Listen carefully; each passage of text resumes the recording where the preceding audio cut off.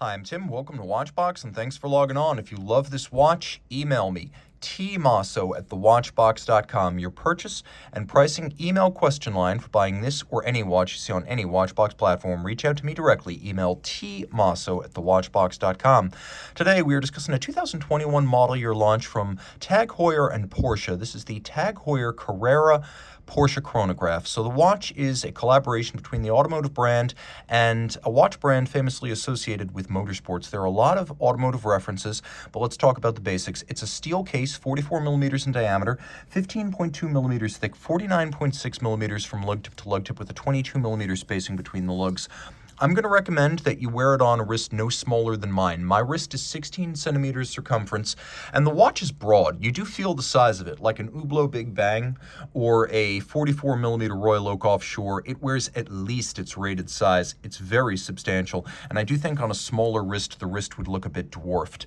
Taking a look at the strap, you can see it's stitched like the steering wheel, the shift knobs, the seats of Porsche cars.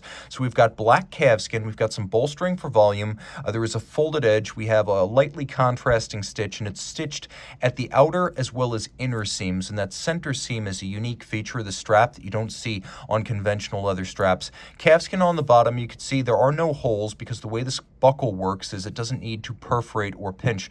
You will see how that works in a moment, but it is a long-lasting strap. So normally what happens when you are sizing a watch is you use a pin buckle, and then you anchor the pin or even the deployant clasp inside the strap. What we have right here is a system that has a twin trigger release, a single fold. It's made of stainless steel. You tuck the strap in, and then it crimps it and holds it in position, so you don't need minder loops. Minder loops are these little things. They age quickly and they're unsightly, nor can you see any excess strap length once it's tucked under and sized, so it's a very clean look.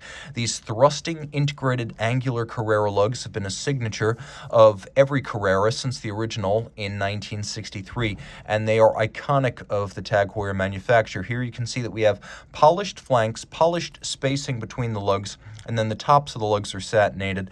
The bezel has a satinated outer face, and it's polished on its top. Remember, it is black ceramic, so it's highly scratch resistant. We have a crown right here, which is a push-down crown, but make no mistake, this is a sporty sports watch, as it is 100 meters water resistance.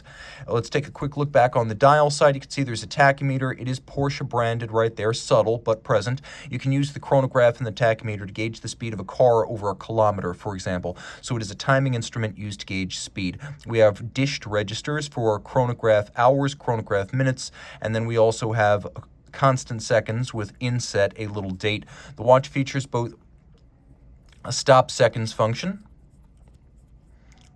and for cycling the date, there is a quick set mechanism.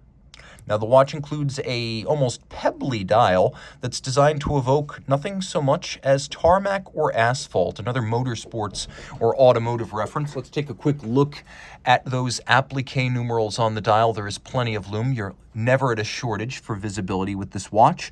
You can also see that the watch includes a TAG Heuer shield inset on the crown and pump-style pushers, a little bit like automotive pistons.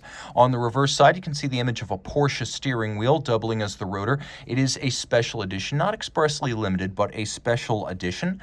And the movement is the Heuer 02, a long gestating in-house caliber. It has standout features. First thing I want to call out is the power reserve, 80 hours.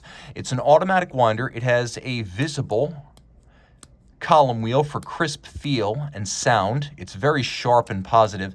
It also has a vertical clutch, so when you start the chronograph, there's no jump to the seconds hand. Also, you can simply leave it running because of the vertical clutch. There's no additional wear and tear. It beats away at 8 beats per second, so it's a 4 hertz movement that pivots on 33 joules. And you can see it is a good-looking caliber. It also uses a eccentric screw for fine adjustment, and then Edicron for precise timing and beat error, so it can be adjusted very precisely. It's a good-looking movement, but as with all movements in this price point, it's handsomely designed, technically accomplished, but mostly mechanically finished.